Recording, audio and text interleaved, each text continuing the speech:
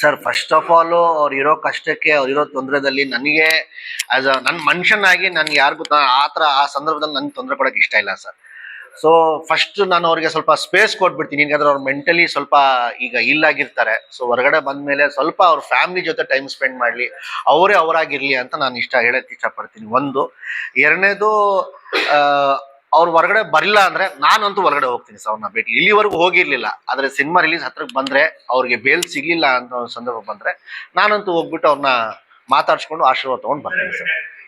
Sir ಖಂಡಿತ ಆಗ್ತೀನಿ sir. ತಪ್ಪೇನದಿದೆಯಾ sir? Sir ಇಲ್ಲ ಫೋನ್ ಇದ್ರೆ ಸರ್ ತಪ್ಪೇನಿದೆಯಾ? ಹೊರಗಡೆ ಹೋಗ್ಬಿಟ್ಟು ಪರ್ಮಿಷನ್ ತಗೊಂಡು ಮತ್ತೆ ಸರ್ ಅಷ್ಟೇ ಅಲ್ಲ ಸರ್, ಅಷ್ಟೇ ಸರ್. ಕಲ್ಟ್ ಅಂದ್ರೆ ಮಾಸ್ ಸರ್. ಈಗ ಕಲ್ಟ್ ಸಿನಿಮಾಸ್ ಅಂತೀವಿ, ಕ್ಲಾಸಿಕ್ ಕಲ್ಟ್ಸ್ ಅಂತ ಹೇಳ್ತೀವಿ. ಸೊ ಅದ್ರ ಮೇಲೆ ಕಲ್ಟ್ ಅಂದ್ರೆ ಇತ್ತೀಚೆಗೆ ಯೂತ್ಸ್ ಅಲ್ಲಿ ಅದು ತುಂಬಾ ಜನ ಪದನ ಉಪಯೋಗಿಸಿದ್ದಾರೆ. ಕಲ್ಟ್ ಅಂದ್ರೆ ಒಂದು ಮಾಸ್ ಸರ್. ಅಂದ್ರೆ ಇವನ್ನ ಬಿಟ್ಟು ಇನ್ನೊಬ್ಬ ಇಲ್ಲ, ಆ ತರ ಸರ್.